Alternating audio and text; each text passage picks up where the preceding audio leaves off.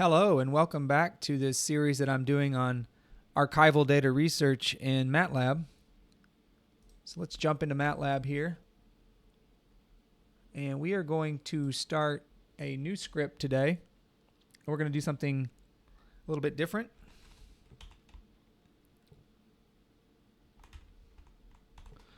So what this program is going to do, what I'm going to teach you how to do today, is to merge Compustat quarterly accounting data with quarterly stock return data from CRSP.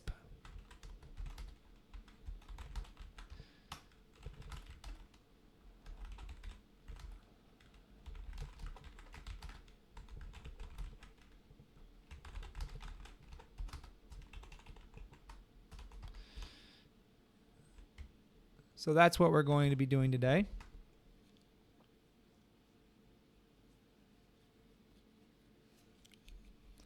So if you recall, on one of the videos that I've done recently, we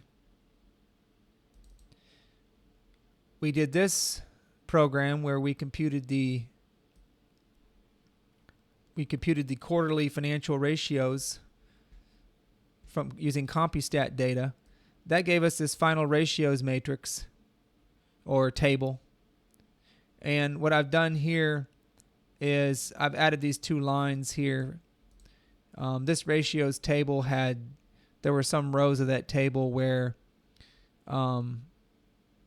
each of the ratios had a NaN value.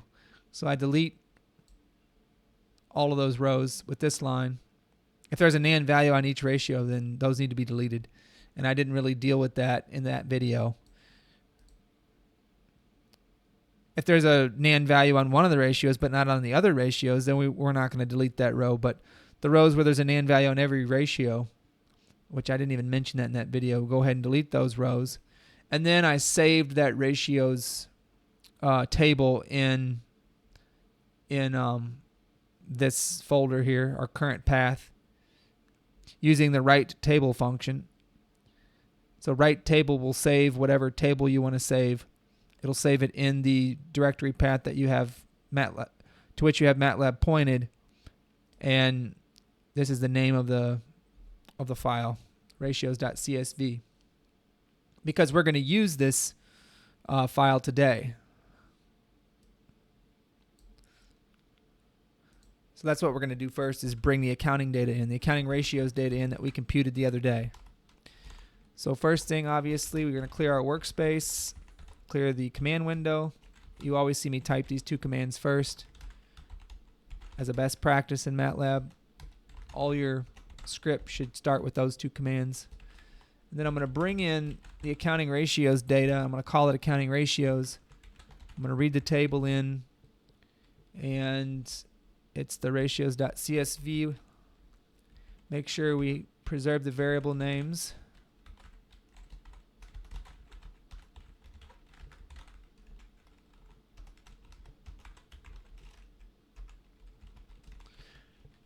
So we're loading the accounting data here.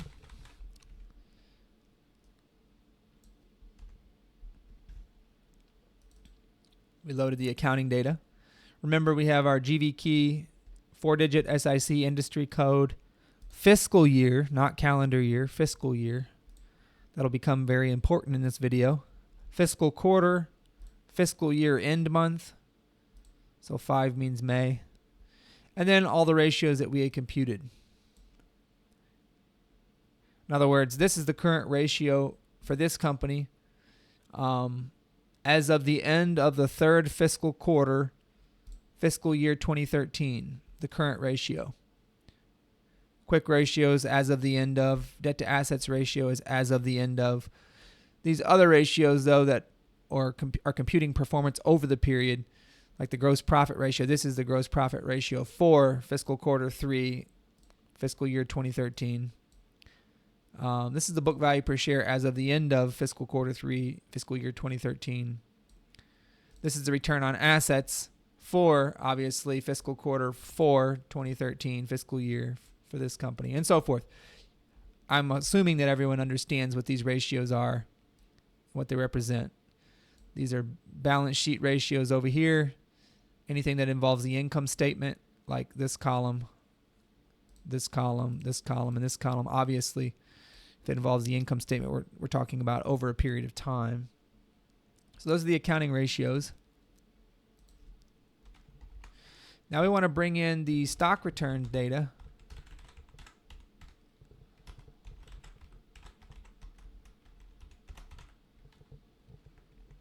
Whoops, and we're going to bring in our monthly CRSP stock returns data set. Make sure variable names are preserved in the data.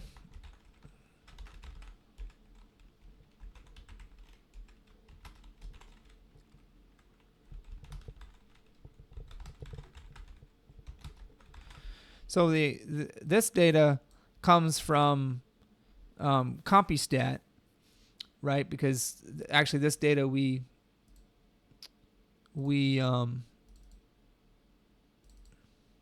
started with Compustat quarterly data, and then we converted that and made our ratios table. And then we saved that ratios table in our folder, and it's that table that we're calling in right here. So this data comes from Compustat, and this data comes from CRSP. And the big difference is Compustat has data for fiscal periods, fiscal periods, fiscal quarters, fiscal years. And CRSP has data for calendar periods, calendar quarters, calendar months, calendar years. Or really just calendar months and calendar days. And then you can compute quarters and years yourself. That's what CRSP does. So let's go ahead and load the CRSP data here. This should look familiar. We've used this in our stock returns, computing cumulative stock returns video, where what we did was we accumulated the returns for each calendar quarter. So for this particular security, January, February, March, we accumulated these three numbers. Calendar quarter 1 of 2014, we found the rate of return.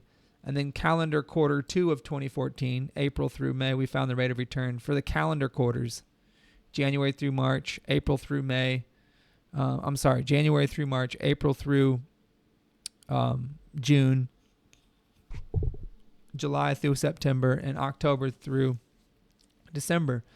But what we want to do what we want to do now is we don't just want to get the cumulative returns for the calendar quarters. We want the cumulative returns for every quarter. So the returns over calendar quarter 1, January through March. The returns over February through April, that quarter, that 3-month period of time. March through May, that 3-month period of time. April through June, which is calendar quarter 2. May through July, and so forth. That's what we want to do. We need all that data. And why are we doing this? It's so we can merge these two data sets together. I'm showing you in this video how to merge accounting Compustat data, accounting data from Compustat with stock return data from CRSP. And here's our accounting ratios data that we've already computed in a previous video. This is quarterly data, but it's fiscal periods, not calendar periods. And this is stock return data for calendar periods. So what we're going to end up doing is we're going to end up merging these two data sets together, but first we have to do some things. One thing is we can't merge them directly because Compustat data has GV key as its identifying variable, and CRSP has permno as its identifying variable. And those aren't the same identifier. GV key tells us what company it is, and permno tells us which security it is. So a given company can have more than one permno if it has more than one type of security. Like it could have common stock, preferred stock. Those are two different permnos. Or it could have two different classes of common stock, Class A shares and Class B shares. Those are two different permnos in CRSP. but the same GV key. So we can't just join accounting ratios and stock returns because they don't have, first of all, they don't have a common variable other than the SIC code. That's the only common variable they have. So we need to somehow figure out the way we're going to do it is we're going to start with the stock returns data set, and after we clean it up here, we're going to figure out for each perm no in the stock returns data set what GV key corresponds to that perm no as of this date right here. That's what we're going to figure out.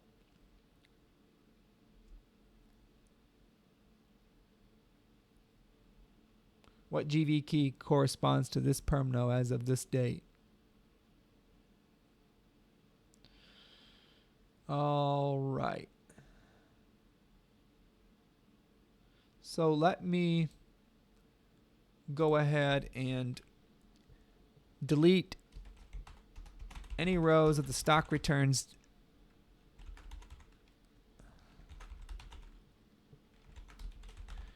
data table that I'll delete all rows that have a NaN value in any of the columns.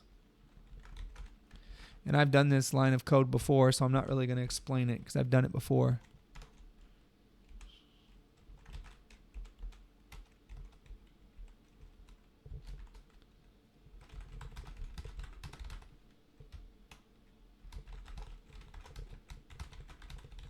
So that's what this line of code does.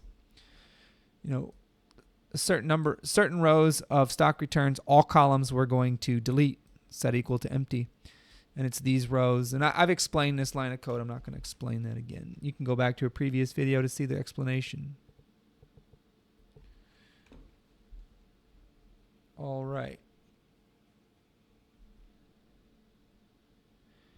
Then I am going to just, then I'm going to remove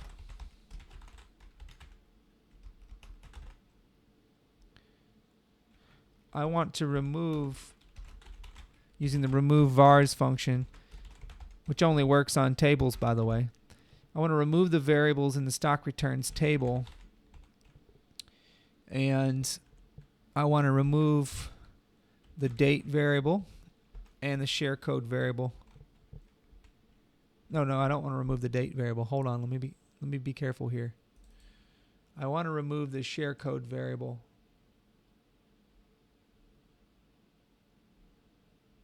But not the date variable, because we don't need the share. Actually, we do need the share code variable first. Before I delete the share code variable, I want to delete any rows of the stock returns data where the share code is not 10 and not 11. So any row where in the share code column it's not equal to 10 and it's not equal to 11, it has to both be not equal to 10 and not equal to 11. I want to delete all those rows because those share codes are belong to, like right here, this is not a common stock of a company. And I've talked about this in the stock returns, in the accumulating the stock returns video. So I'm not going to go over that again. I've already discussed this line of code. So any row where the share code, where in the share code column, which is column 3, it's not equal to 10 and it's not equal to 11, I want those rows deleted. I only want to analyze the common stocks of companies.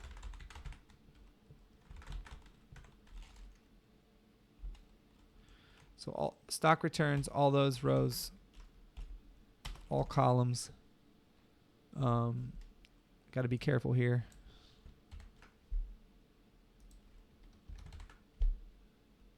Stock returns is a table, not a double array. So I got to pull out the double array portion of that table. So set those equal to empty.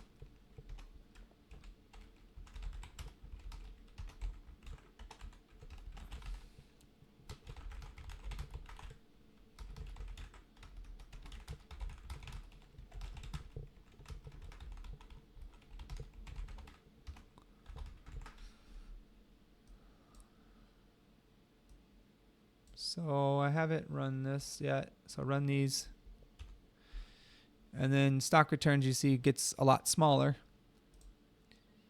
And then I want to remove the share code variable. I don't need the share code variable after we've already deleted.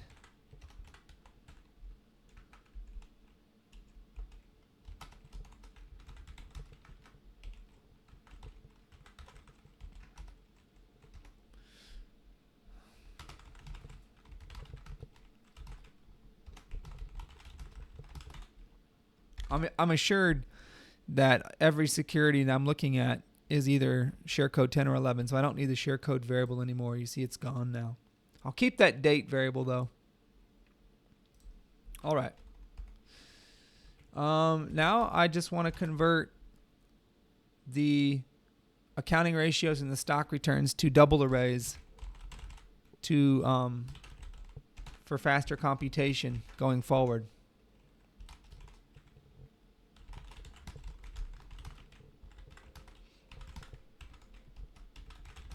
And I've mentioned that in a previous video. You can do faster computations on double arrays than table arrays. So I'll let A equal the accounting ratios. We'll let R equal the stock returns.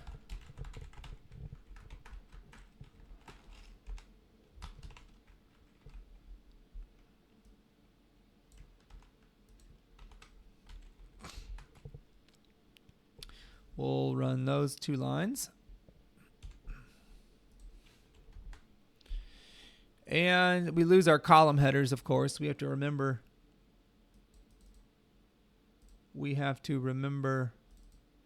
what our columns are. But really all we have to remember is this is the GV key column, SIC code, fiscal year, fiscal quarter, fiscal year end month.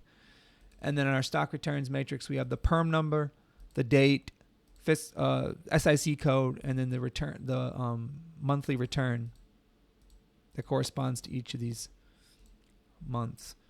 All right, let's go ahead and sort our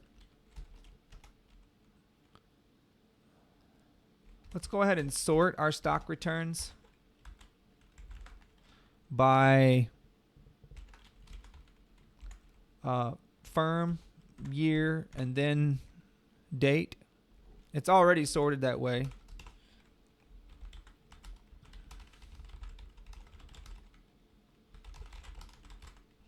It's already sorted that way. It's by firm. we don't have year. We just have date. So we'll just say by firm and then by date.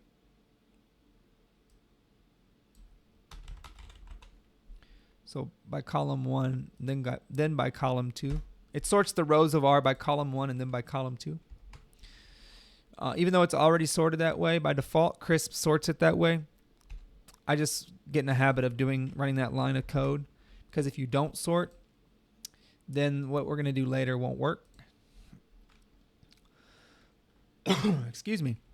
All right. Now what we're going to do is bring in the linking table. And then I'll talk about what the linking table is. So the linking table, I've already downloaded the linking table data from CRSP, and it's right here. I saved it in our path folder here.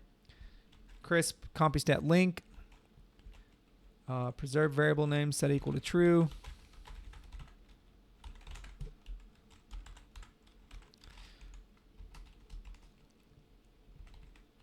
And we're loading this linking table so we can merge the CRSP and Compustat data. We're going to be able to merge the data in R, the returns data, the CRSP data, with the data in A, the accounting ratios data, the Compustat data, but only after we consider this linking table. We're going to need this linking table. So let's run this. Here's our linking table, where the folks at CRSP have created this table where they've matched the GV key, they've matched every GV, they've matched every perm number with the right GV key. So LC means that a link has been confirmed, and LU means a link does not need to be confirmed because it's already been confirmed. So the link type LULC means that this perm no matches with this GV key, and that's been confirmed by an actual human. And CRSP, the Center for Research and Security Prices at the University of Chicago, I believe they hire a mountain of PhD, or maybe not PhD students, but just research assistants, graduate students, to go through millions and millions of rows, millions and millions of different observations, and just make sure that for a given perm number, what's its GV key, and track that down. And once they've confirmed it, then they either put LU or LC here. So L perm number is the same thing as perm no. They're the same thing. L perm co we don't need. We're going to delete that. And then these are the start date and the end date. So this was the first date where the link was established.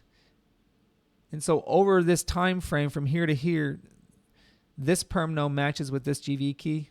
They're referring to the same. This is the company, and this is one of that company's securities. And that link is confirmed over this time frame, start date, end date.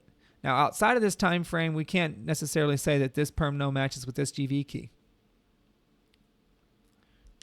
So that's the linking table. What we want to do next is delete any row in our linking table where the link start date here or the link end date is not an applicable time, NAT, not an applicable time. So that uses NAT if the variable is a date time variable. And it uses NaN if the variable is a double variable. NaN stands for not applicable number, and NAT stands for not applicable time. But we want to delete any row here. We're not going to even consider using any perm no's or any GV keys where we don't have a link between them because, well, we may have a link, but we have some NAT here. We don't know the date because that can be dangerous. Because, I mean, right, for example, here's the perm no we have, and it's matched to this GV key. And a link was established between these two on this date, but we don't know if the link still exists between these two because we don't have the link end date here. So we are going to delete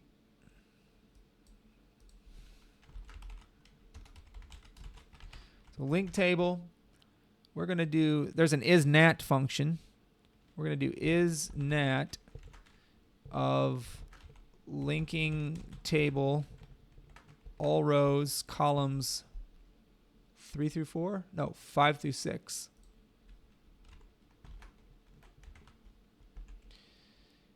And I believe I have to do something like this. I don't know if I use the curly braces or not. So that'll be a logical a logical little matrix which will have 2 columns, and it'll basically put a 1 if there was a nat value or and a 0 otherwise.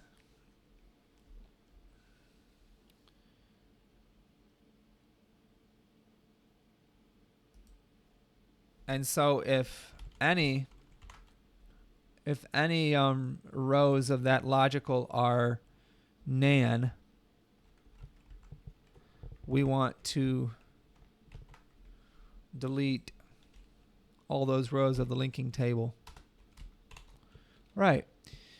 So this deletes all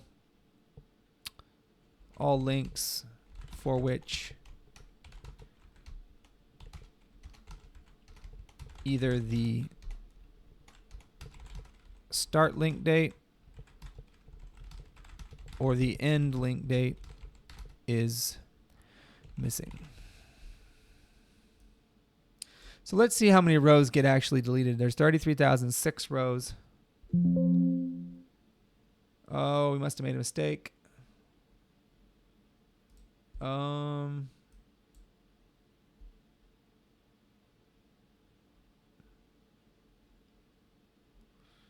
Oh, do we not? Where do we make our mistake?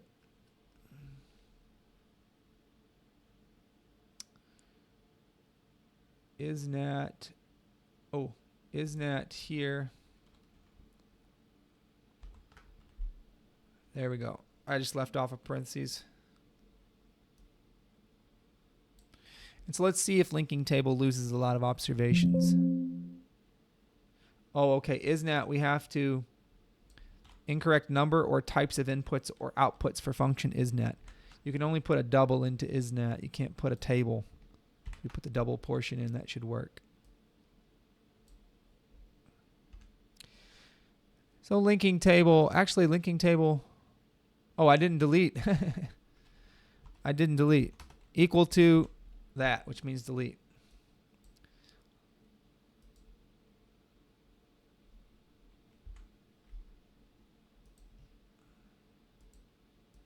I'm trying to think, is this what I want to do?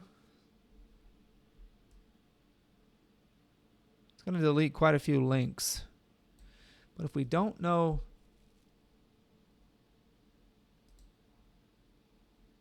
I guess that's the way we want to do it. F9. So quite a few links got deleted. All right. Now we know the linking table doesn't have any nats in it. Columns, the GV key column and the lperm number column don't have any nans in them. We can check that really quickly by doing isnan. Let's do linking table, all rows column 1. That'll be a logical. They'll put a 1 if there's a nan value, a 0 otherwise. So if we sum this logical and we get a sum of 0, that means there's no 1s anywhere, which means there's no nans anywhere. And we can do the same thing in the lperm no column, the perm number column, which is column 3. So there should be no nans. So the columns that really matter here are GV key, lperm no, and start link date, end link date. So now we can go ahead and get rid of those other variables. So linking table, we can remove variables with the remove variables function. It only applies to tables. Let's remove variables, link table, and then we're going to remove the link type. And we're going to remove, so we're going to remove 2 variables. So I got to put those inside of curly braces. We're going to remove link type, and what else do we need? We don't need permco. We don't need the permco variable.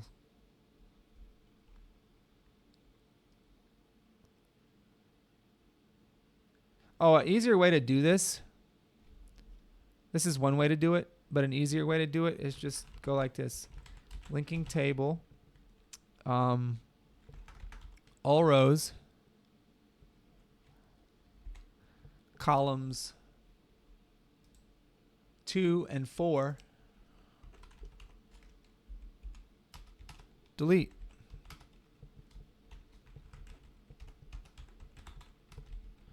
So this deletes the link type variable and permco. Keep in mind, in Matlab, variable names are case sensitive.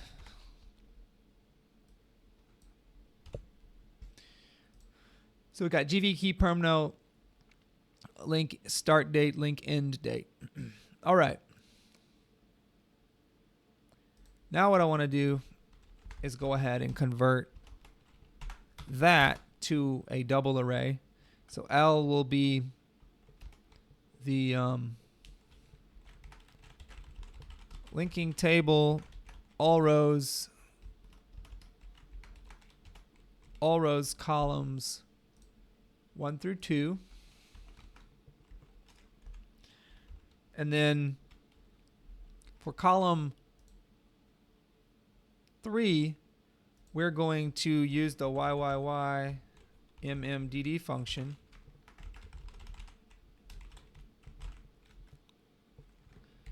All rows, we're actually going to use it on columns 3 and 4.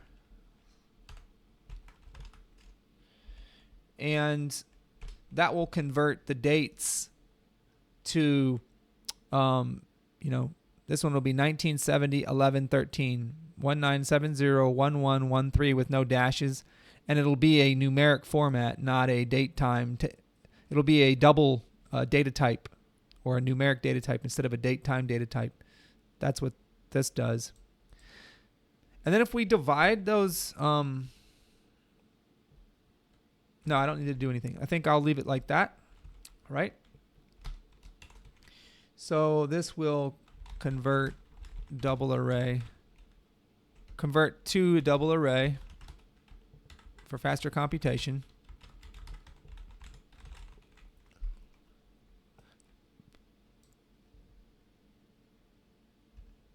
So here's our linking table. We got GV key, perm no, start date where the link was valid, end date where the link ceased to be valid.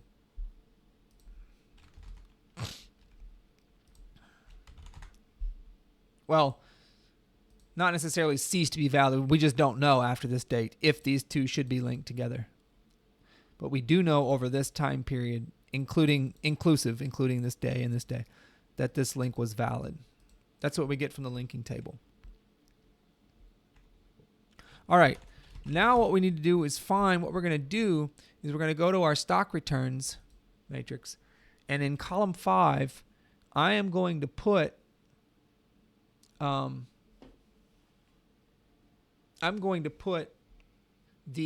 GV key that corresponds to this perm number. Why am I going to do that? Because, well, after I do that, after we've put the GV key that corresponds to each of these perm numbers using the linking table, then I'm going to compute the returns for each possible quarter, for each possible 3-month period, for each firm, for each firm 3-month period in this matrix. I'm computing all the possible returns for those quarters. And then once I've done that, then I can join this table with the accounting ratios. Well, I can't quite join it. This does have GV key, and that will have GV key. But this is fiscal periods still. This is fiscal year, fiscal quarter. Whereas over here, we have calendar time period. Now I have to break this up into year and fiscal year and calendar year and calendar. So what we need to do then is over here we need to put the calendar year and the calendar month that correspond to these dates, that correspond to the fiscal year. I need to do that. I'll do that later. And then we can join together. So first things first is find the unique GV key link to perm no for each perm no in stock returns data set. All right. Now, to make this a little bit easier, what I want to do is for each perm no in our returns data set, for each one, I want to ask the question, does this show up in our linking table? Well, it will show up. The linking table, well, I can't say that for sure. So we need to ask, does this return show up in our linking table in column 2, because that's the perm no column of the linking table? And if it does, give me all the rows of the linking table where this shows up. That's what I'm going to do first. So for I equals 1 to 1, size of R in the rows direction, I'm going to create a little matrix, a little cell array. So for each row in the first column of R, for each perm no in R, I'm finding a matrix of where that perm no matches the linking table. Perm no in the linking table is in column 2.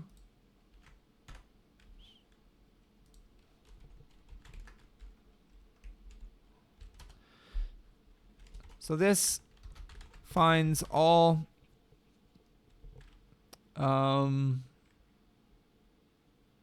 links in the linking table for the permno in the return, for each permno in the returns.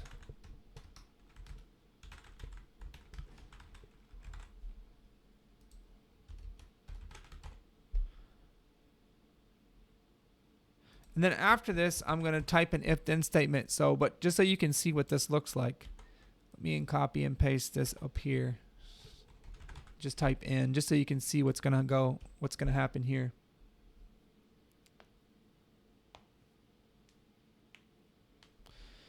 So, for example, matches 1, 1, the first one, equal, what does that equal?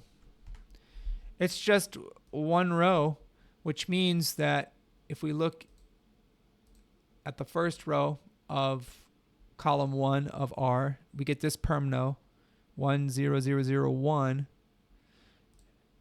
and so this is 1 0 0 1 0 0 0 1 whenever I is equal to 1, and the rows in the linking table where that matches column 2 of the linking table.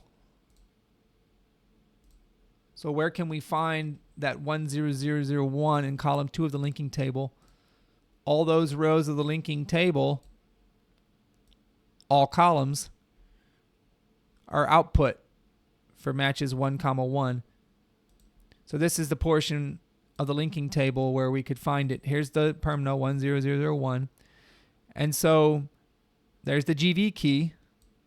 So before we assign that as the GV key, and we're going to do that, we're going to assign the GV key to column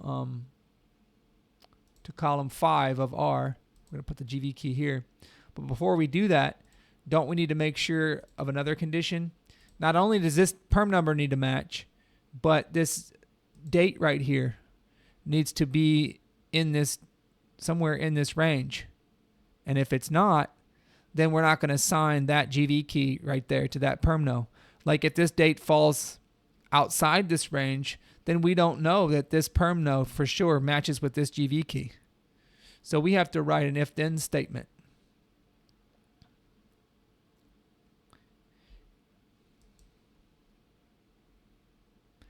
And furthermore, to make things a little more complicated even, there may be multiple places in the linking table where this permno matches. There may be multiple rows.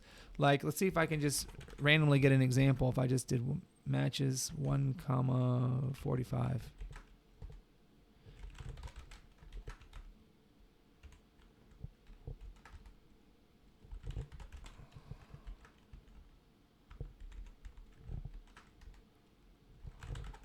There may be some instances where there isn't a match, as you can see here. So we gotta worry about that as well. I'm just randomly picking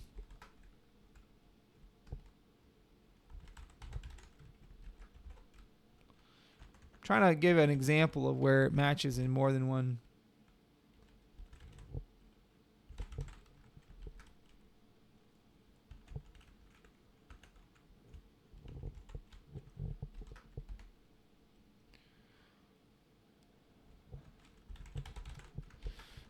What about 100,000? It doesn't match in a lot of places. There aren't matches.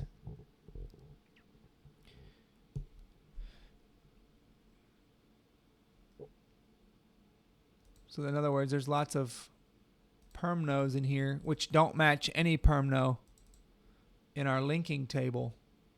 That's why there's a lot of matrices that are empty. That's okay though. Just trying to find, are there more instances? Did I write this code correctly?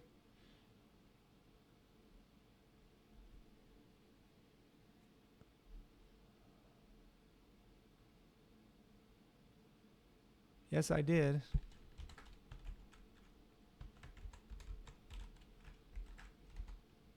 Here's an instance right here. So on row 120,000 of R, column 1, the permno must have been this number. And so we looked in our linking table and asked, where do I find perm number 16587 in column 2? And wherever I find that permno, I want to pull out all the rows where I find that permno in column 2. And it's these two rows. And notice it appears twice. So over this time period, a link was established between this perm number and the GV key 184006. And over this time period, a link was established between this perm number and the GV key 184006. So I have to consider this in my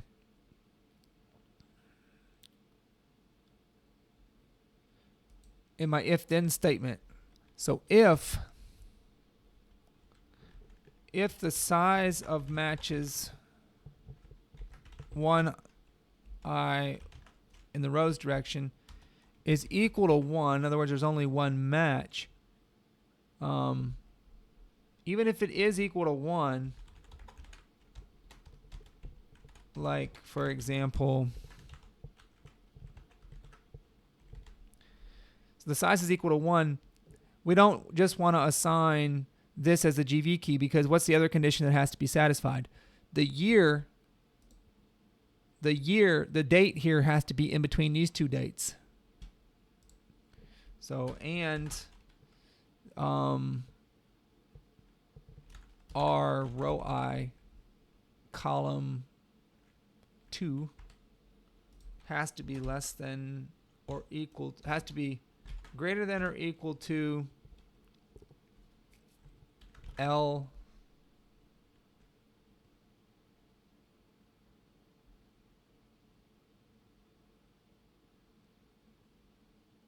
has to be greater than or equal to matches 1i row 1 column 3, and it also, another condition that has to hold is that the date has to be less than or equal to less than or equal to matches row 1 column 4. So it has to be greater than this date, greater than or equal to this date, less than or equal to this date. Then if that condition is satisfied, then we can set column 5 of R equal to the GV key, equal to matches 1i row 1 column 1. Else if the size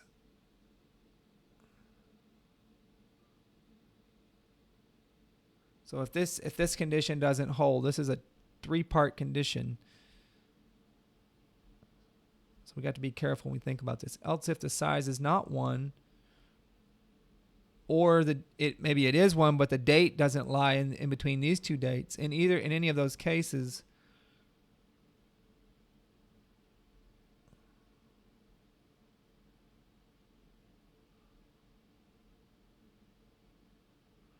Let me think.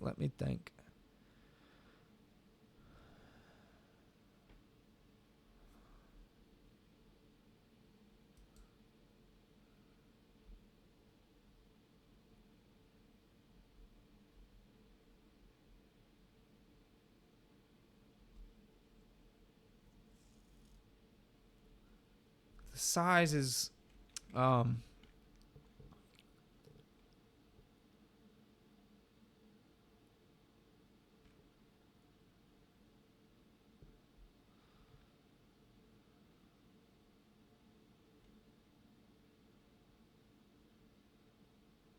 if the size is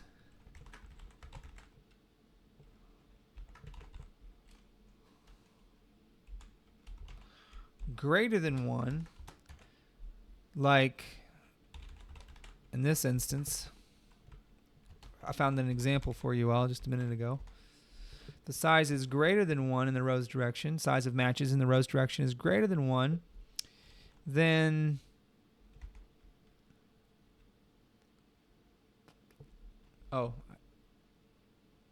yeah, this is fine.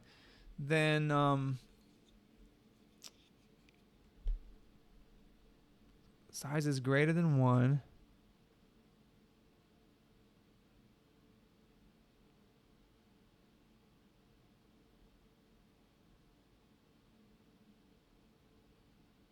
And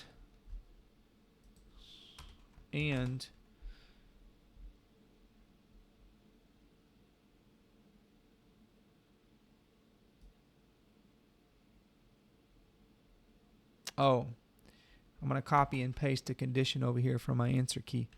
And this holds.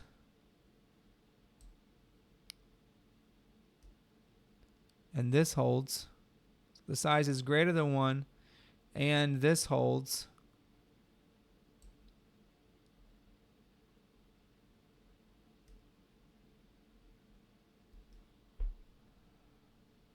Well, let me think.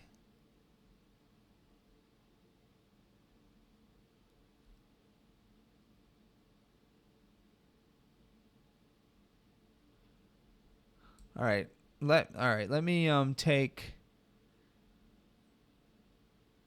this portion here. And let's just what am I doing? Let me undo. Hold on. Let's not do that. Let me just do this. Let's do R. We'll just take, for example, this is an example. 120,000, row 120,000, comma 1.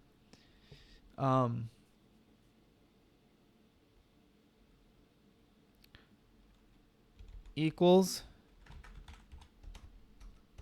matches 1 comma 120,000.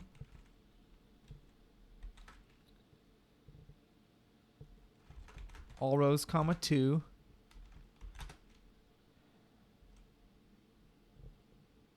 And R 120,000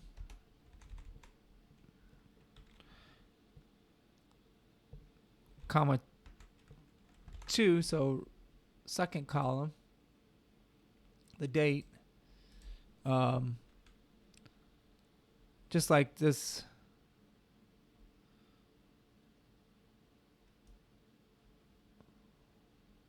This right here.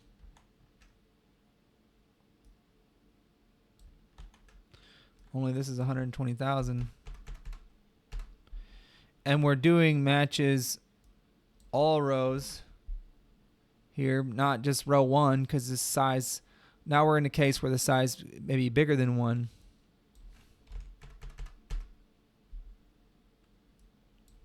I know this is a little confusing for you all, but you'll see the logic here. Hopefully you'll see it. Wait, is that too many? 120000. So what does this give? This is a logical statement.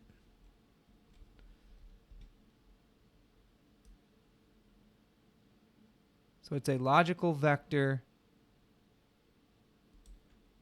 which has, this should be all rows. It's a logical vector which has the same number of rows as that matches little matrix right here. And a 1 will be put in that logical vector if this condition answers true, and a 0 will be put if it answers false. As we go row by row through the matches vector. So on row 1 of the matches vector, and here's the matches vector for 120,000 for that little matrix. And row 1 does the perm no on row 120,000 in the returns matrix equal the perm no in the matches matrix on in column 2? Yes, it does. So this piece is satisfied as a yes. Does the date fall between these two dates? Is it greater than or equal to this date and less than or equal to this date? And the date is this date right here. So no, that condition is not satisfied. It's not in this time frame. Whoops, we got to look at R. Sorry, we do have to look at not this date, but the date on row 120,000. So R 120,000, comma, all rows looks like this. So there's the date, 2017 12/29. So again, does the date for row 1 of our matches matrix, this is satisfied? Yes. The perm no equals the perm no. Does the date, is it in between these two dates? No, it's not. But on row 2 right here, the perm no equaled and the date was between those two dates. You see? So this gives a logical matrix here. And if we do the find of this matrix, we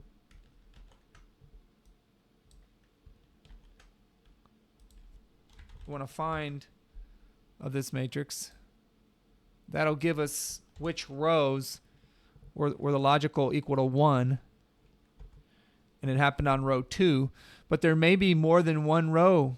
It may have happened on all the rows. You know what I mean?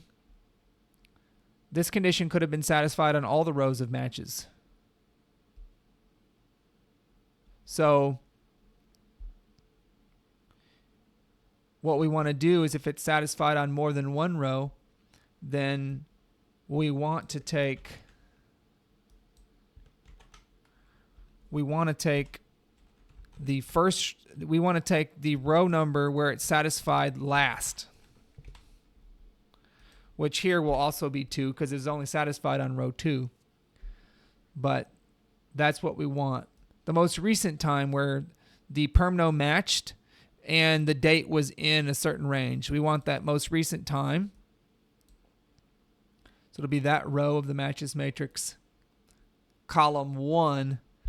That's the GV key we want to pick. So this row of the matrix column 1, that's the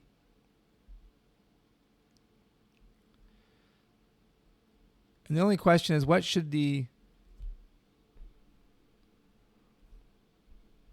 I don't know what the condition should be yet, but I know that the GV key we're going to pick is going to be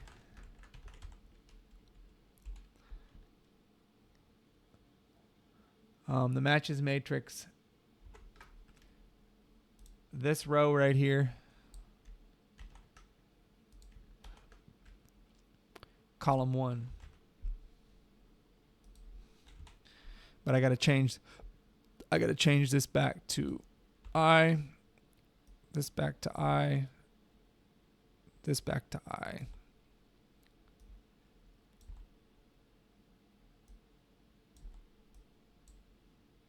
Just so you can see. There we go. But what does the condition have to be? I'm trying to think if the size is equal to 1 and the date. So if it only matches in one place and the dates are right, then we can get the GV key. If it matches in, else if just means if it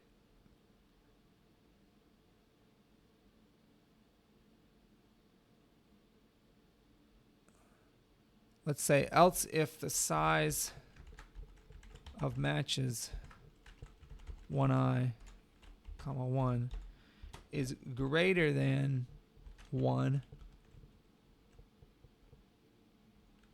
and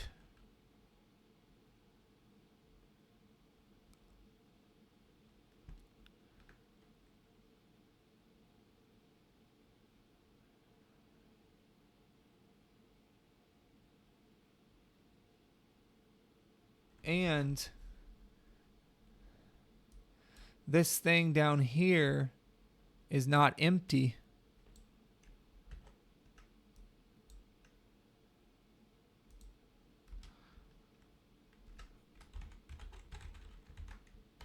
so if put that inside the isEmpty function, you get false, so it's not empty. Then let that equal that. And then else, just let ri5 equal nan.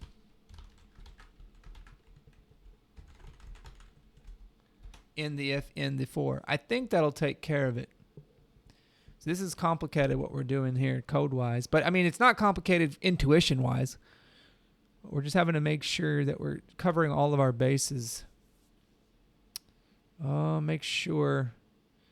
Is that dealing with all possibilities? With our else and our... so if you can find a match, only one match, so if the size of matches is 1, if you can find a match, and if the year lies in the range for that match, then that's the match. Else, if you find more than one match,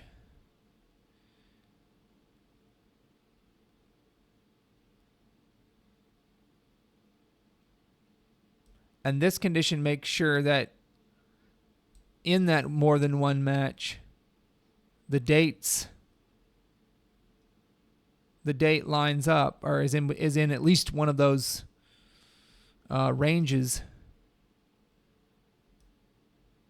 Then go ahead and assign the GV key for the most recent match, with the most recent match, right? Because I gave an example here of where there were 2 matches,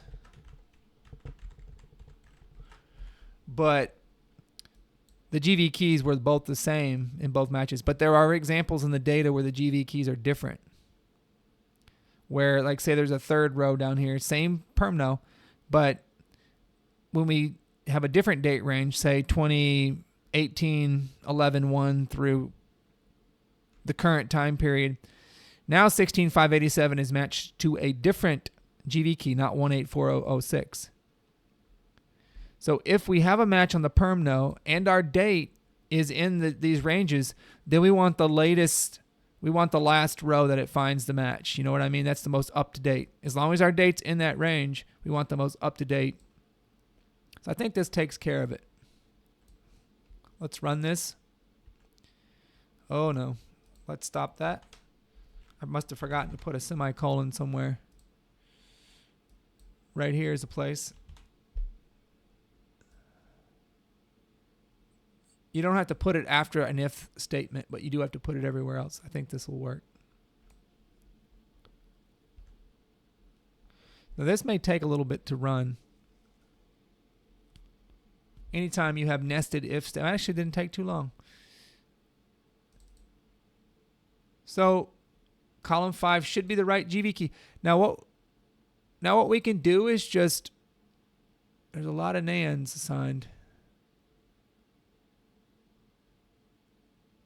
A lot of observations were not able to be assigned a GV key because we couldn't get the right GV key in the linking table. But there were plenty of observations that were able to be assigned. Like, I'm just going to randomly check. Can we find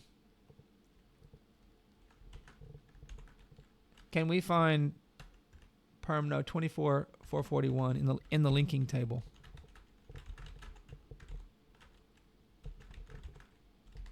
It's empty. So yeah, all that makes sense. And then what we can do is we can delete all rows of our returns matrix, where in column 5 there's a nan. Or we can just do it this way. Yeah, like this. we can delete all rows of our returns matrix where in column 5 there's a NaN where we don't have the GV key. These will be the rows for which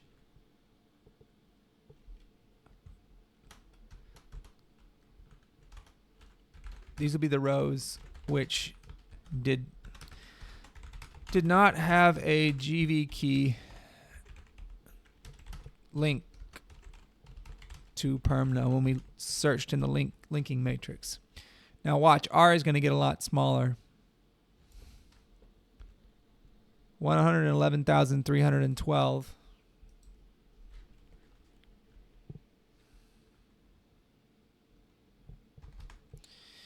All right. And then what we can do in R is we can put the GV key right after the perm number. So let's do that. So R equals R, all rows, column 1, then the last column, and then columns 2 through 4, n minus 1.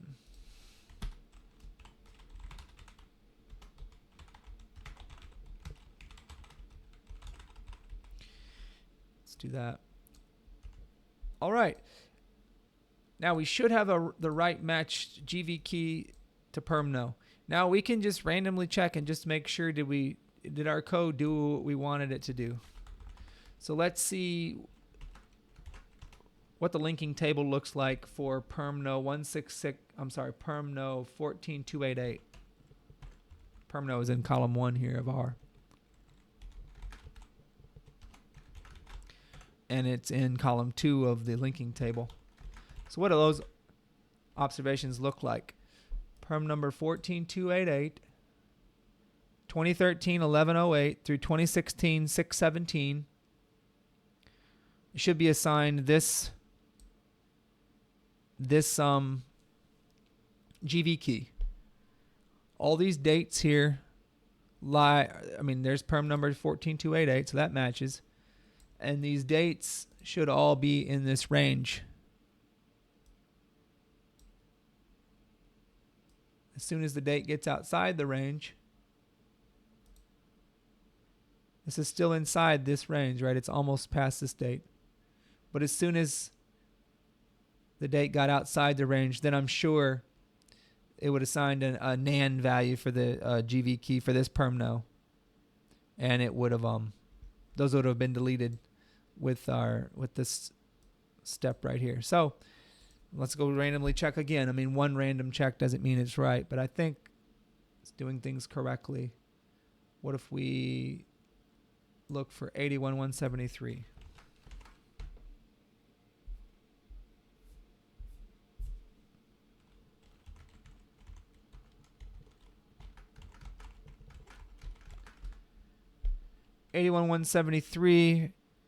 From 1994 1216 through 2017 53 should be assigned 31203 as the GV key. So 31203 was assigned, and all of these dates should lie in this interval. So yeah, I think we did our code correctly. All right, the next step, what we need to do now, we can't merge our returns with our Let's do with our next step. Let's go ahead and compute the quarterly returns in R.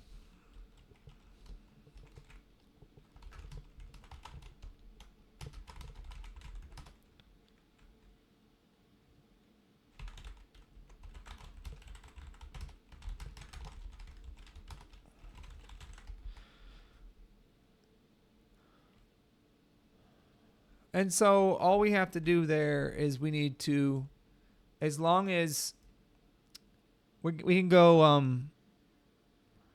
row by row. We can go 3 rows at a time through R, starting on row 1. So rows 1 through 3, column 1, if those are the same thing. Rows 1 through 3, column. Oh, you know what I need to do now? I need to make a year and a month variable for R before I do this. So we're going to let R equal R, all rows, columns 1 through 2. That's perm number in GV key. And then in column 3, we want the year. Column 4, we want the month. That's what we want. So to get the year, all we have to do is, let's see, just take all rows column 3 and divide by 10,000 and then take the floor. I believe that gets the year, right? So if we take any of these years like this, if we take floor of that divided by 10,000,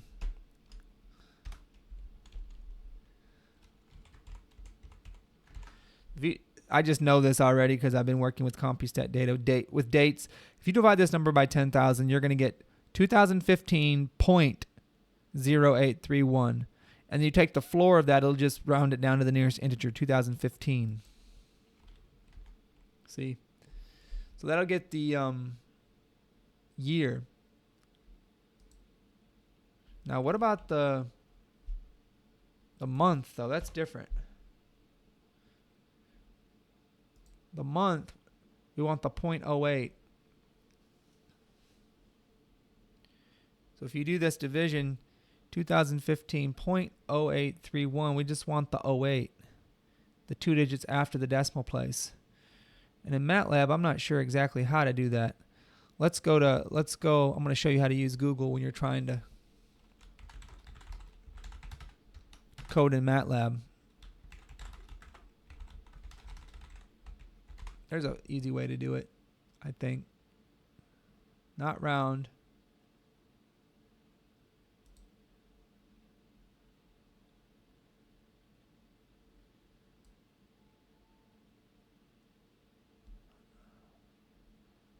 Not that.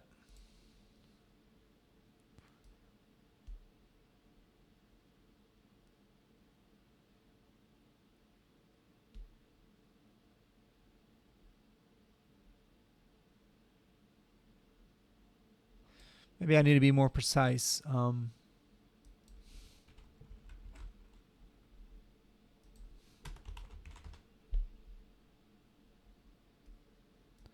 Not round the 2 decimal places. No,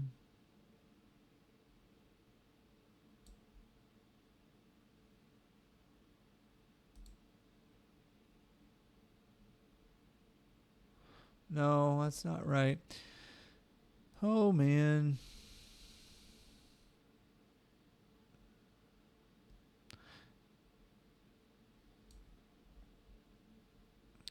Maybe there's a different way I'll do this. You know what I'm going to do? I'm going to do a different way.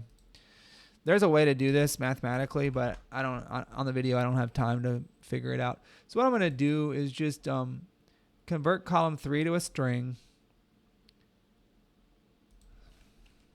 Which, did I already do this earlier? No, I haven't done this. So convert column 3 to a string. I'll just call it date string equals num2str r all rows column 3. Convert that to a string.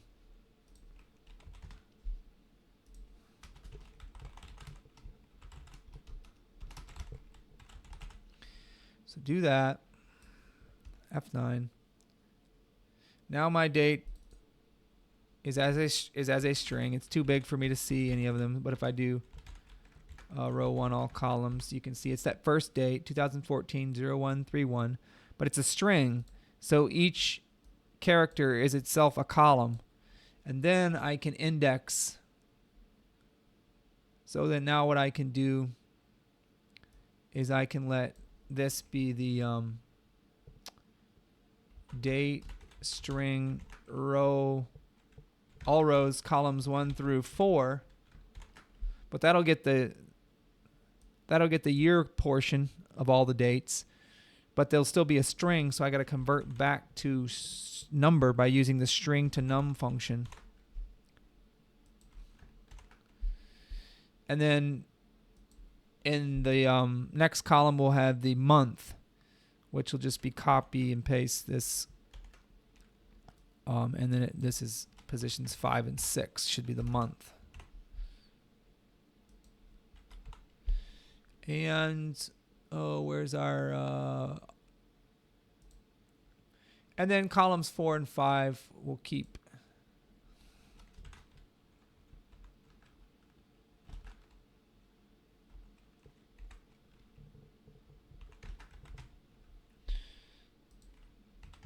There we go. So there we go. Permno, GV key, year, month, SIC code, return. All right. Now I can compute the firm level returns for each possible quarter. So now I can go down row by row, starting with three rows at a time, starting on row 1. If this is the same number in all 3 rows, and this is the same number in all 3 rows, and the difference between each of these numbers is 1. In other words, this minus this is 1, and this minus this is 1. Then the return for the quarter that begins in January and ends in March of 2014 would be using these 3 returns. And then we move down the next row, go 3 rows. If these 3 are the same, and these 3 are the same, and these 3 all separated by 1, then the return that ends in April for the quarter that ends in April, starts in February, ends in April 2014 will be using that's what I'm trying to do now. So let I go from 1 up to the size of R in the rows direction. We want to subtract 2 though, because we're going to let I go all the way up. Where'd R go? We're going to let I go all the way up, not to the total number of rows, but because every I, then we're going to look at row I plus the next 2 rows. So if we stop here, then it's going to go it's going to look at the next 2 rows, and it's going to report an error because there's no data on those rows. So we got to stop at that row. So that's the size of R minus 2. So if we take the difference of B row I, not B, of R row I through I plus 2 column 1. So if we apply the difference function to these 3 rows, so when I is equal to 1, row 1 through 1 plus 2 through 3, if we apply the difference, then what that does is it takes this minus this, which will be 0, and this minus this, which will be 0. So there'd be just two numbers there, both of them 0. We take the sum. That better be equal to 0, or else these 3, or else it's not the same security, right? These 3 perm numbers aren't all the same. If this will hold if and only if these 3 numbers are the same. And then we won't want the 3 years to be the same, obviously. So and apply the same logic to column, looks like 3. And then in column 4, we're going to apply diff to these 3 numbers, and this minus this is going to be the number, needs to be the number 1, and this minus this needs to be the number 1. So that's 2 1s, so that needs to sum to 2.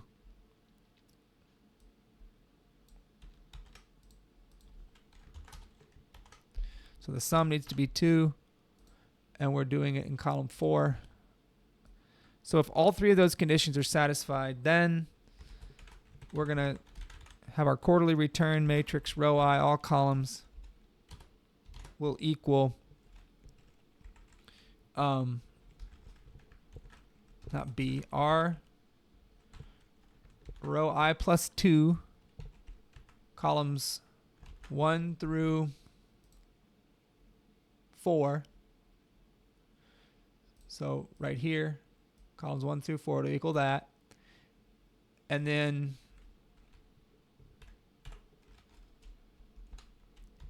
in the 5th column, we will have the product of R rows I through I plus 2 of the return column plus 1, the product of all that minus 1. That accumulates the returns. In other words, it takes each of these, adds 1 to them,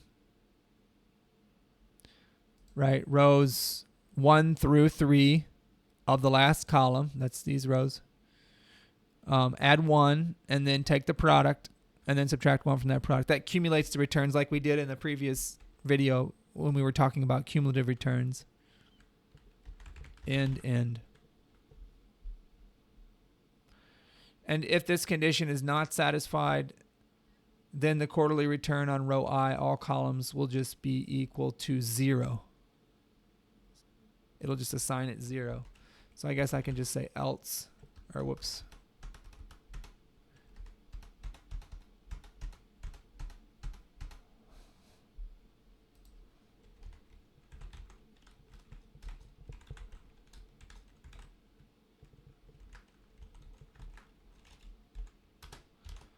I'll just assign it nan. So nan, how many rows? 1 row. And how many columns? Well, whatever. It'll be 5 columns, right? So size of R in the columns direction minus 1.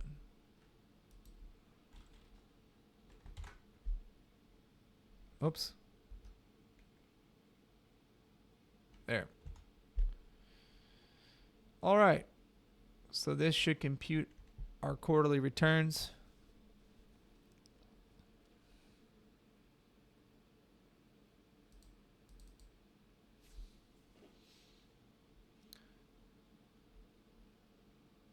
So, for example, right here, oh, I got to be careful. That's not what I wanted to do. So, row 11. So these 3 were the same.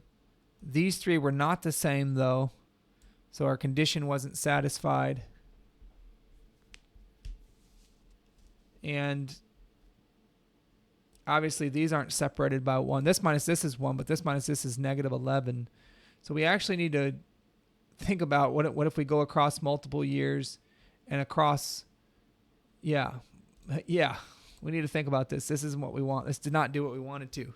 Because we have the data to compute, right? I mean, this is 3 consecutive months.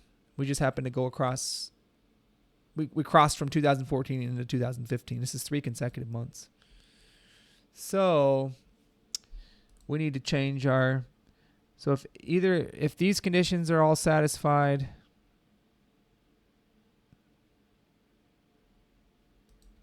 maybe I should do this.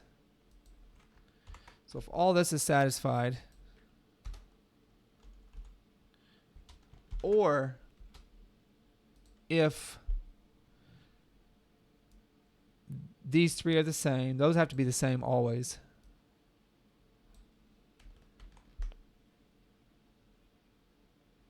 Or maybe I can do it this way. So if this holds and the years are all the same, or so I'll put this and inside of, and then this will also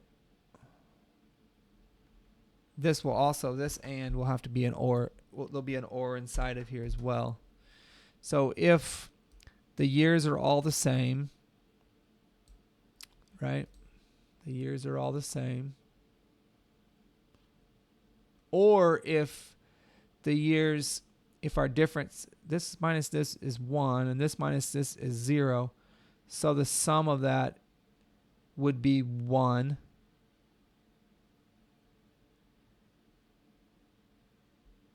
But what if, like if we're doing it this way, the sum of the difference vector would be 1, this minus this minus this, so this would be a 1 and a 0, sum would be 1. Or if we're this way, this minus this is 0, this minus this is 1, the sum is also 1. Okay, so if the sum is 0 or if the sum is 1,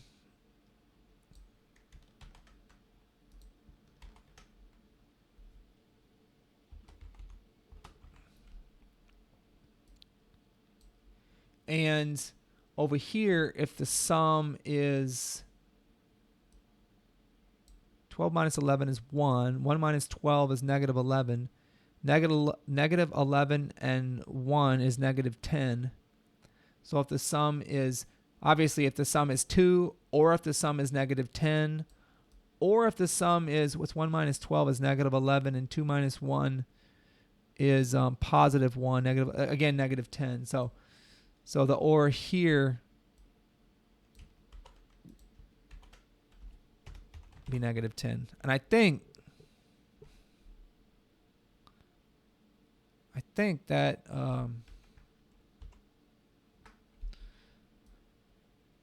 I think that's a better, we'll do what we want. Let's run that.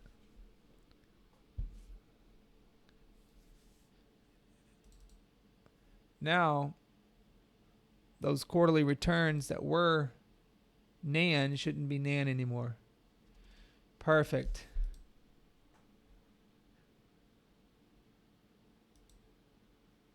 So the quarterly return for the quarter that ends in January of 2015, it's saying is that number. Let's go check and make sure that's right. The quarterly return that ends in January of 2015 should be these numbers cumulated. So if we take those numbers, and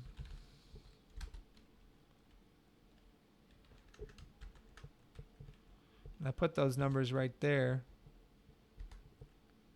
and if I take prod of answer plus 1 and then minus 1, I get negative 0.1341, which is exactly what I got there. So, yep, it's doing the code right. All right. And then now I do need to delete any quarterly returns that may have there may be a nan value. Any rows that are all nan, like right there, those didn't work for some reason, and we'll have to go look and make sure why those didn't work. This is 12389. I have to go in R. Let's see. R rows are no 12389 equals R all rows column 1. So those rows of R all columns. We have this as our output.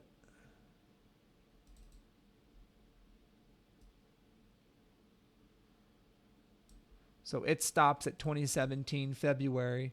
So the last quarterly return we should be for the quarter that ends in 2017 February for that firm. And that's what happened.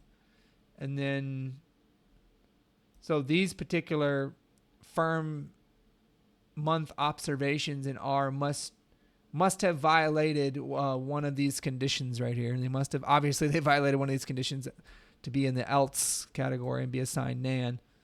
But I'm sure that they were assigned nan correctly. There may only be like 2. This may be a firm that only had 2 monthly observations, so we can't.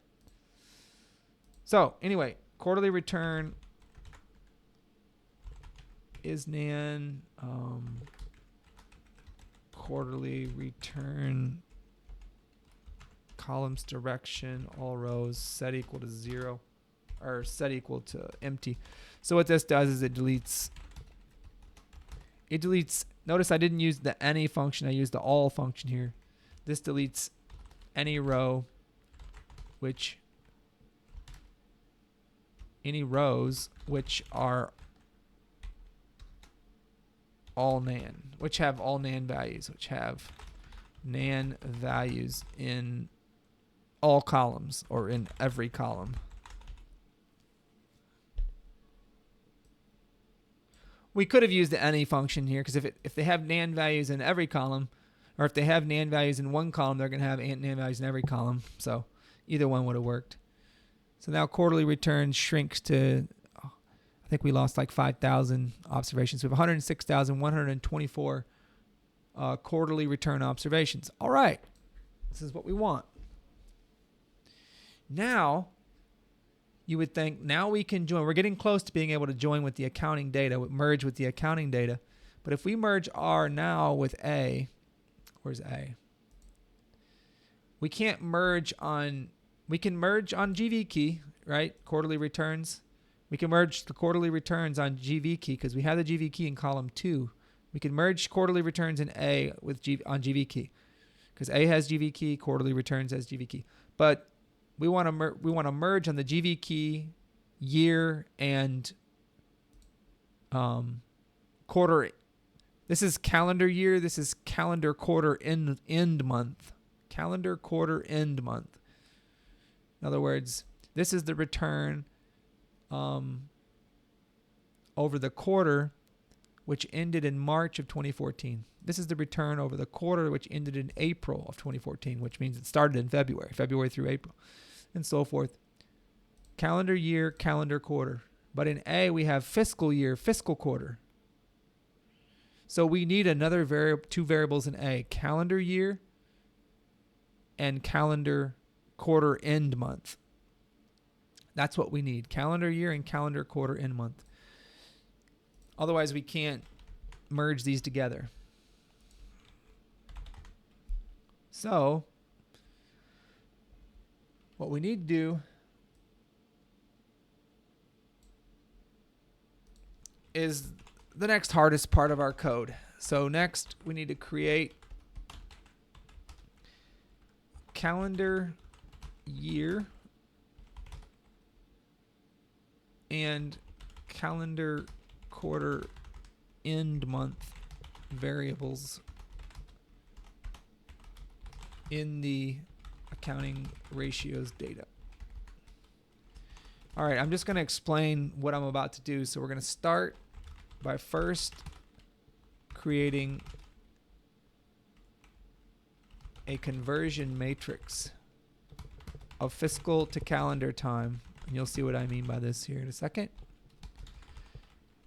Remember, Compustat has fiscal time, whereas CRSP has calendar time.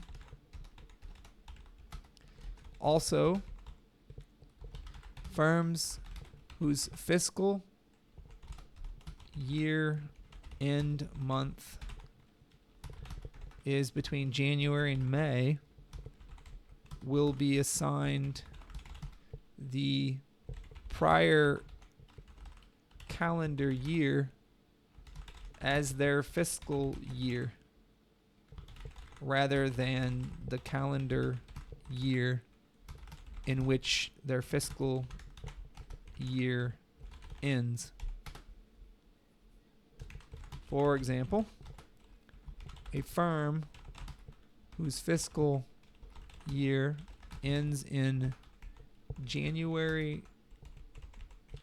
calendar January 2000, their fiscal year ends in calendar January 2010, let's say, will be assigned a fiscal year of 2009. So for that firm, February of 2009, through January of 2010, calendar time period for that firm, will be assigned a fiscal year of 2009, not 2010. Because its fiscal year ends in a month between January and May. So firms whose fiscal year-end month is between June and December will be assigned the calendar year in which their fiscal year ends as their fiscal year.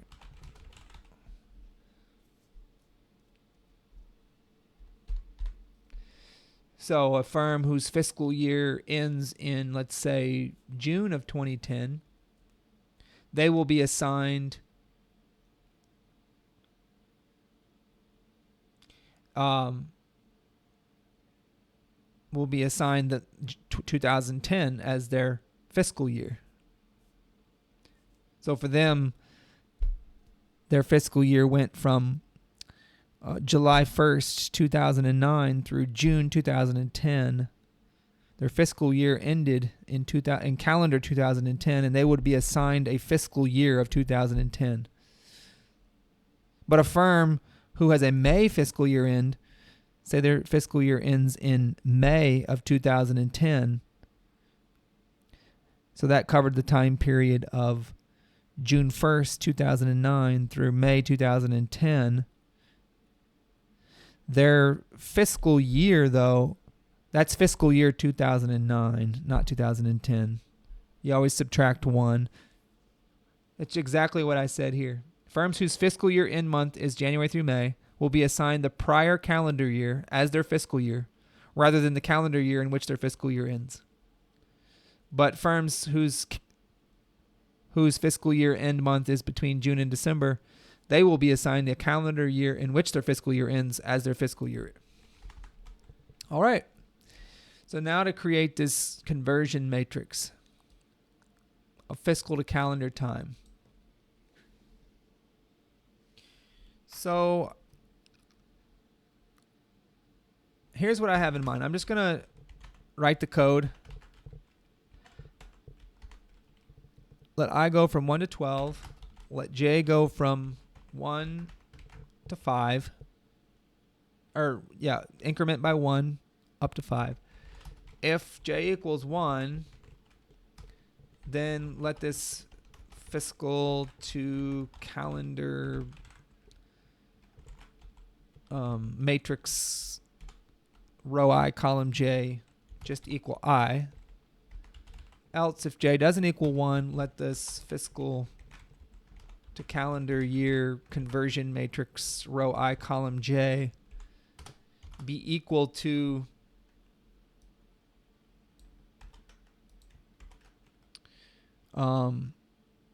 what it was in the previous column, same row, plus 3.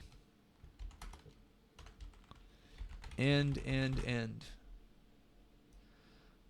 Let's see what this creates. So, this is the fiscal year end month.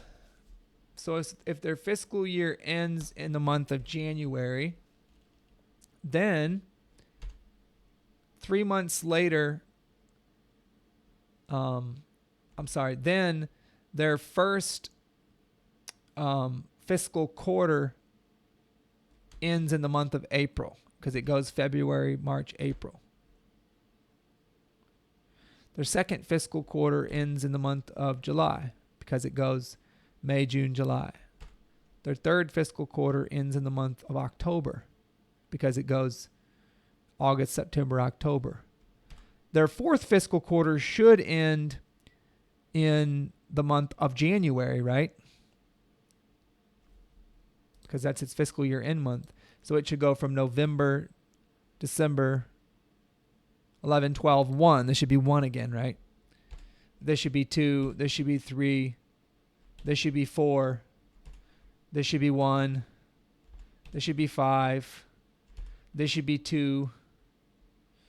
And so this matrix is almost right. I want 1 through 12 here. I want 4, 7, 10, 1, 5, 8, 11, 2, 6, 9, 12, 3, 7, 10, 1, 4, 8, 11, 2, 5, and so forth. But in all these places which are bigger than 12, it's because with months we go 1 through 12, then we start over. So what we can do to fix that, so our matrix is fine except when we have observations bigger than 12 in there. So what we can do to fix that is we can say, we can search through the whole matrix, and if a particular ij entry in that matrix is bigger than 12, if it's not bigger than 12, then it's correct. But if it's bigger than 12, we need to correct it. And the way we're going to correct it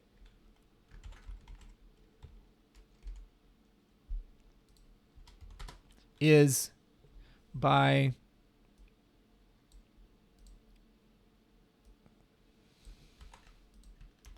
setting it equal to itself, but then subtracting the remainder we would get when we divide 12 by it.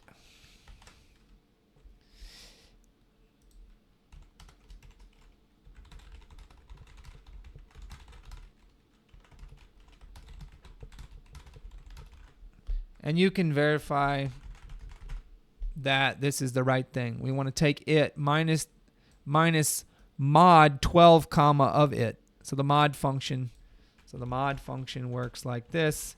If we divide 10 into 12, or 12 divided by 10, what's our remainder? We should get 2. So all you have to do is take the number minus the remainder you get when you divide it into 12, and that sets it to the right number. So let's do that.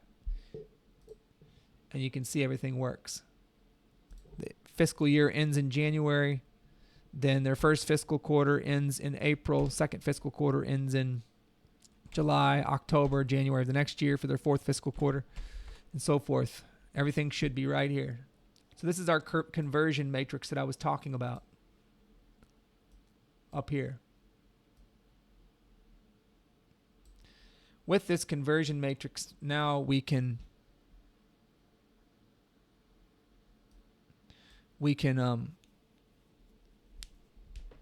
assign to A the correct calendar year, calendar quarter end month that corresponds to this fiscal year, this fiscal quarter, and this fiscal year end month. We can assign the right calendar year and calendar quarter end month. First thing we need to do, though, is in A, we need to delete any row in A in which there's a nan in either the fiscal year, fiscal quarter, or the fiscal year end month columns. So A, any is nan, A, all rows, columns, what is it? 3 through 5? 3 through 5.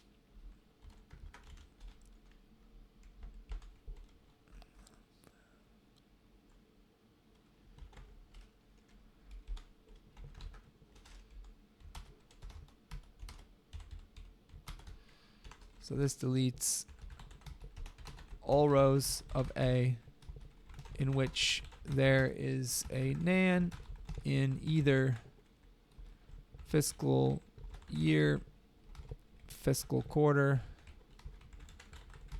or fiscal year end. I don't remember how I titled the variable, but it doesn't matter. Year end month. So does that delete any rows of A? A goes from 322675 to 322534. So there's just a few of those. Which before, I mean, we had those rows in there. It didn't matter though.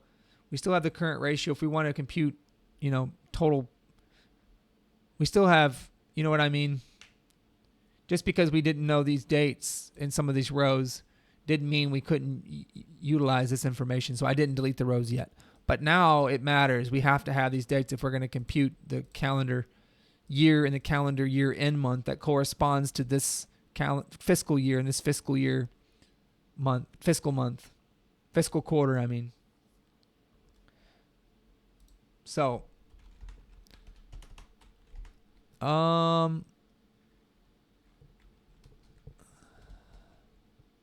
so we want to let I go start at 1, increment by 1, and go up to however big A is.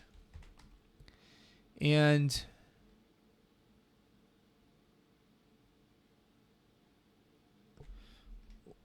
if the fiscal year end month, so if fiscal year end month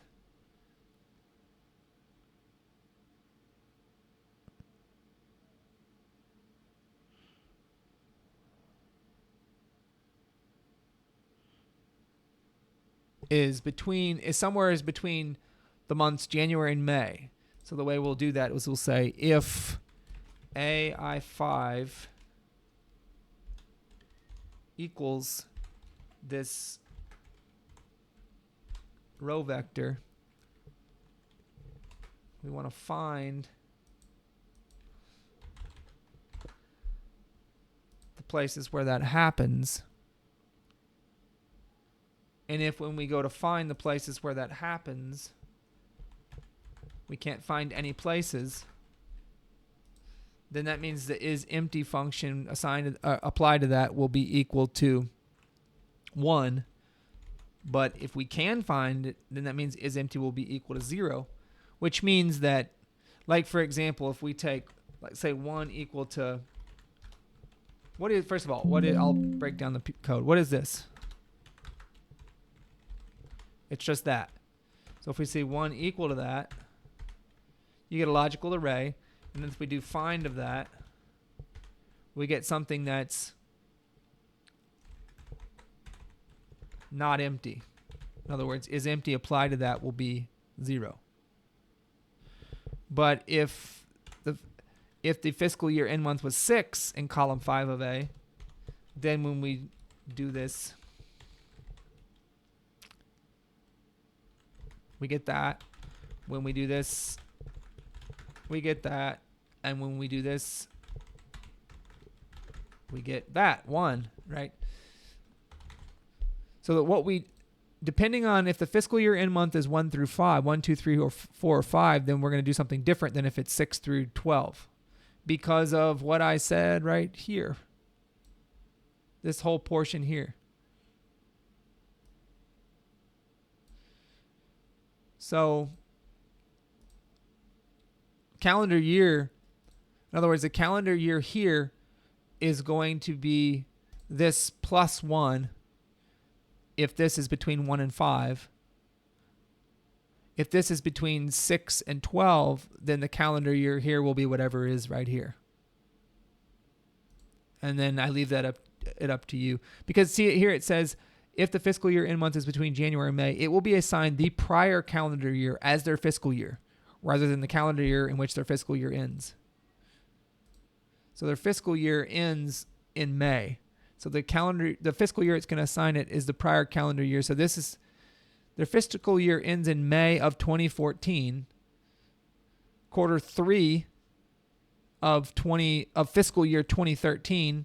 What's the quarter? So the calendar year is 2014, and what's the calendar year end month for quarter 3? Well, that's where our fiscal to calendar matrix comes in. So if their fiscal year ends in the month 5, and their first quarter ends in the month of August, second quarter ends in the month of November, and their third quarter ends in the month of February. So we would put right here we would put 2014, and right here we would put 2. Calendar quarter end month is February. Calendar year is 2014.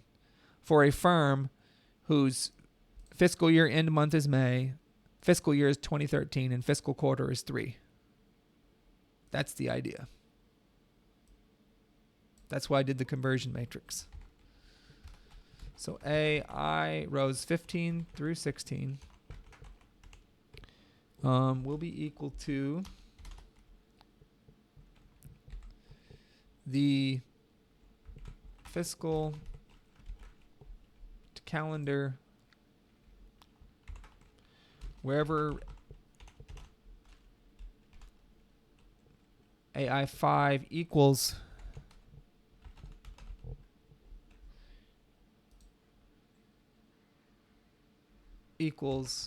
this all rows column 1.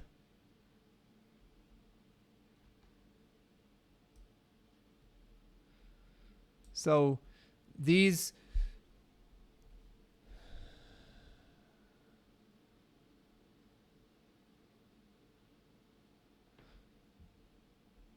actually, you know what? In column 15, let's assign the calendar year.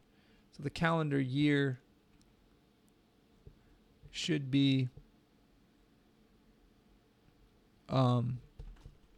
whatever the fiscal year is plus 1. And the calendar quarter end month is going to be this row of the conversion matrix, the row where AI column 5 equals column 1 of the fiscal to calendar conversion matrix, which would be this row. And then what column? It should be the 4th column, or it should be this column right here plus 1. This number, that column plus 1, because this is the fiscal year. This is the fiscal quarter. And this tells us what calendar year end month that fiscal quarter is. That fiscal quarter ends in. So column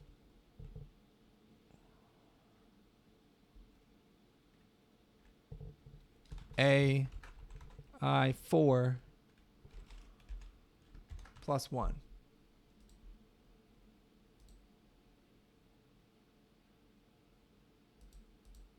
So it's column AI.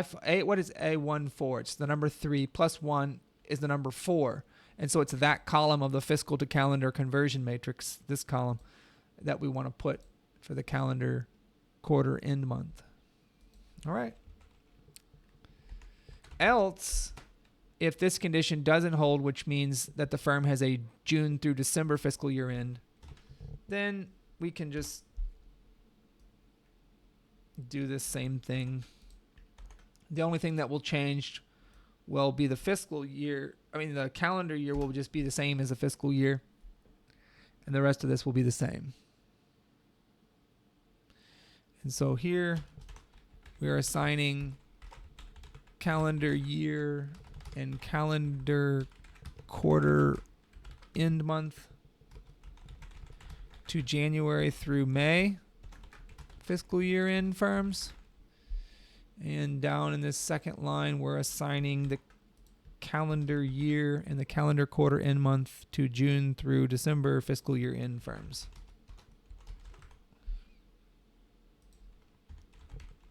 In the if, in the for. Boom. We're done with that. 2014 ends in the calendar month of February. If it's fiscal quarter 3, fiscal year 2013, and the fiscal year ends in the month of May. So we got the right. Now what we can do now we don't need the fiscal stuff anymore, but we'll keep it in there. But now we can merge this matrix A with our quarterly returns matrix. We can merge on GV key, calendar year end month, calendar quarter end month, because both A and quarterly returns matrix have all 3 of those variables: GV key, calendar year, calendar quarter end month. Look at the quarterly returns matrix: GV key, calendar year, calendar quarter end month. We can merge on those 3 variables, and then that'll match the right return to the right accounting data. All right, so we're basically almost done. So finally, we'll create the final tables of accounting ratios data and stock return data. And then we can merge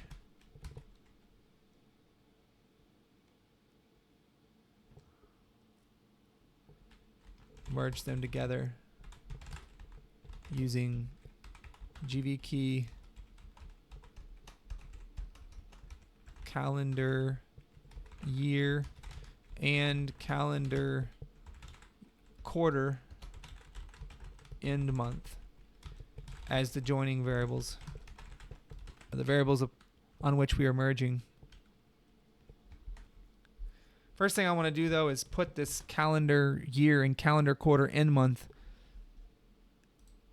after the SIC code, so in between columns 2 and 3 here. So let A equal A, all rows column 1 through 2, and then in column, actually I can just do it like this. We don't have to do this. So A equals all rows column 1 through 2. Then I want column 15 through 16, calendar year, calendar quarter, end month. And then columns 3 through end -2, I guess. Should do it. So this puts the calendar year and calendar quarter end month after the SIC code.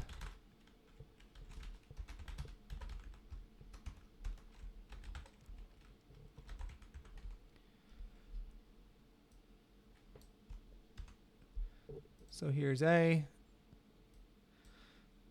We have GVKey, SIC code, calendar year, calendar quarter end month, fiscal year, fiscal quarter,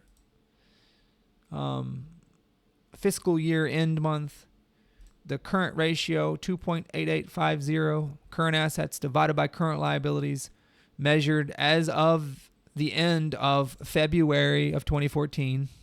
That's the calendar time period that this ratio is corresponding to, and so forth. Now we can convert this to a table, and then after we've converted that to a table, we can convert our quarterly returns double array to a table. Once they're both converted to tables, we can merge the two tables together using the inner join function. You can only merge data together in Matlab if the data is in a table format, if you want to use the inner join function, which is the function that we want to use because it's really powerful. So we'll set we'll call this variable ratios because currently accounting ratios is already reserved for that. So ratios will equal our table. We're going to convert the A matrix to a table. And then we have to give the variables names. And the variable names that we're going to give them should be just like they were back here. It's all these variable names except in between columns 2 and 3, we're going to have the two variables, calendar year and calendar quarter end month. So if we go back to our code from previous video, we don't have to type all these variable names out. I believe we had that right towards the end when we created the accounting ratios matrix. Right here, all these variables should all be just the same. All we have to do is copy and paste right there. And then in between SIC code, put the calendar year, calendar quarter end month. And I believe that'll do it. Run that. Oh, I forgot to put a semicolon after the end of it. That's why. Let's run it again. That's why I tried to print some of the output in the command window. So here's our ratios matrix. GV key, SIC code, calendar year, calendar quarter, and month. And all these variables should be named appropriately. And finally, for the quarterly returns, I'm just going to call it returns. We're going to convert our quarterly returns double array to a table called returns. The variable names are going to be, we can just name that. We can name these by, because there's not as many variables. So we have perm number, GV key, and then calendar year, end month, calendar quarter, end month, and then return.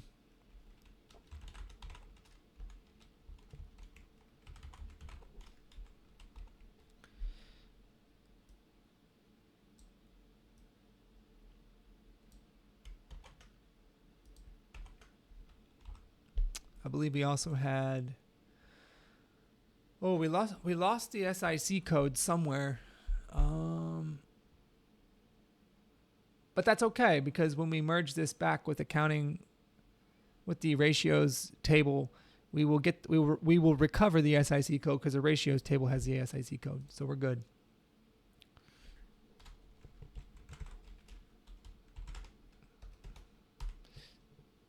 Maybe if I want to be really specific, I could say rate of return, but it's fine.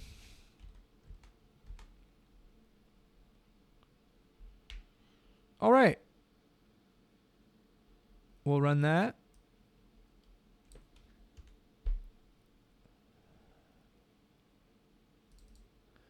So here's our returns matrix.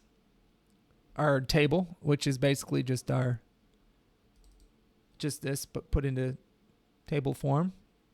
So we have our ratios and we have our returns, and now we can join them together.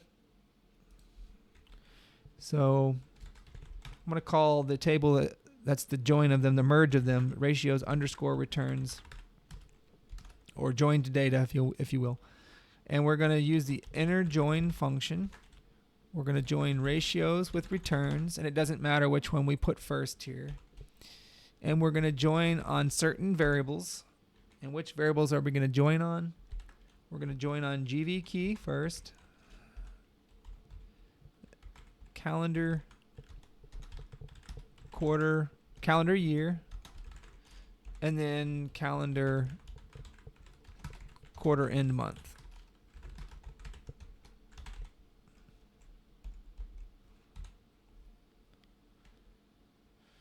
And then that should join both of these together. We're going to be joining on GV key, calendar year, calendar quarter, end month. Boom. So notice when we did that, our ratios data set had 322,534 firm calendar year, calendar quarter, end month observations. And our returns data, we had 106,124 firm or security calendar year, calendar quarter, end month observations. And when we join the two together, we're left with 32,820 firm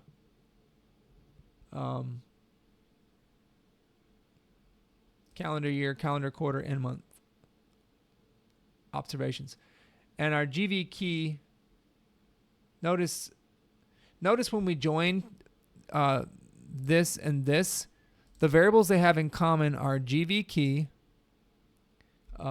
calendar year, and calendar quarter, end month. Those are the only variables they had in common. And so those variables, when we join them together, they only appear once. And then the perm number was a variable that was in this matrix here. Perm number was and return were the two variables in this matrix that weren't in this table. And so when we join these two together, those two end up as the last columns, because we put the returns after the ratios. If we would have put the returns before the ratios, then it would, the way the table would look when we joined them, we would have perm number in the first column, calendar year in the second, calendar year, quarter, end month in the no, I'm sorry, we would have, well, let's see, what would we have?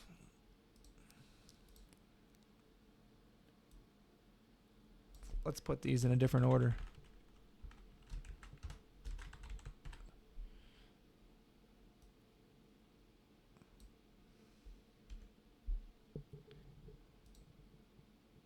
Now we have permno, GV key, calendar year, calendar, quarter, end month, then the return. So the stuff from the returns data set first, and then the stuff from the ratios is after that. But we did it in the other way. And we did it this way. It doesn't matter which way you do it. You still get the same data set. But we'll keep with what we did originally. And then I do want to move the permno from column 17 and put it right after the GV key. So we have GV key, permno, and then the return we can just leave in that last column. That's fine. So ratios underscore returns equals. Now, if you want to move a variable, you use the move vars function, which only works with a table. And what variables do we want to remove? We want to remove permno, and I want to move it after. Can I put lowercase a? Most of the time, these commands don't matter. The uppercase or lowercase doesn't matter. After the GV key.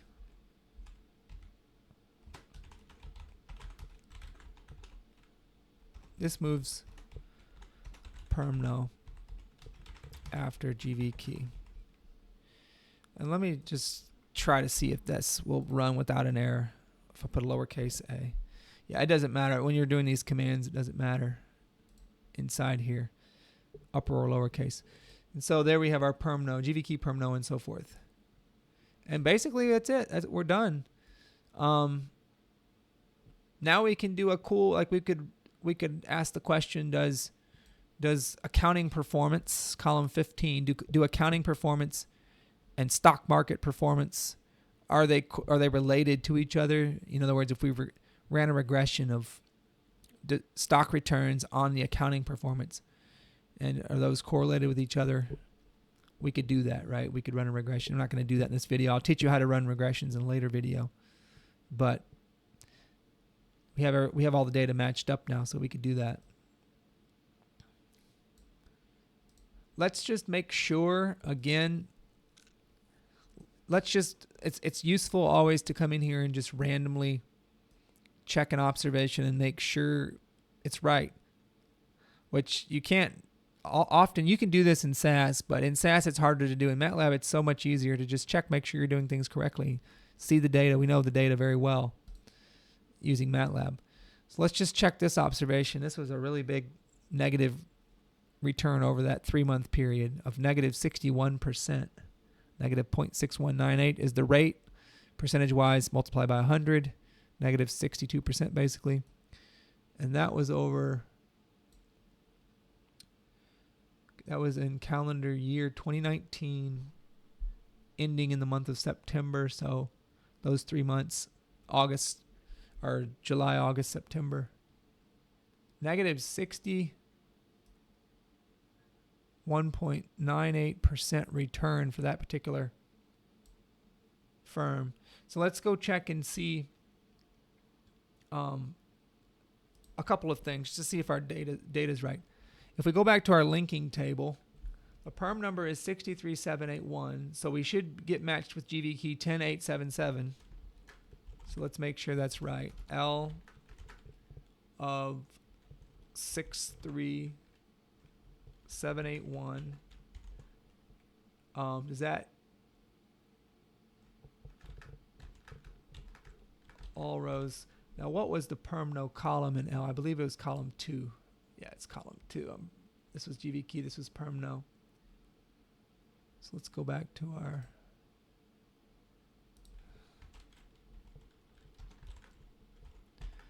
So let's pull out that portion of the linking table where those matched. So it was this. The GVQ was 10877, so that's correct. And calendar year 2019, calendar quarter end month of September. And that falls in this date range, so we're good. We lost our date variable from earlier, but I'm sure the dates are fine. All right, now let's go make sure. So we got the right perm number matched to the right GV key. Let's go make sure that the actual return is correct. And so to get for that, we wanted to look in our returns matrix, which was R, I believe. It was R. We're looking for 63781 being equal to R in column 1, I believe, was the perm number column. And let's just take all rows. I'll put a semicolon because there may be a lot of rows where they matched. 76 rows. And then we're trying to go for, we're looking for July through September. Those 3 monthly returns. If we accumulate those, we should get that number right there. Negative 0.6198. July through September of 2019. So if we go to 2019, July through September, that looks promising, like that's going to be a very bad number. So these 3 numbers right here. So if we take those numbers, we add 1 to them, and we take the product of that. All I did was copy and paste down there. And then subtract 1. We should get negative 0.6198, which is what that is right there. So it looks like we have everything correct. I hope you enjoyed this video, and I will see you on the next one.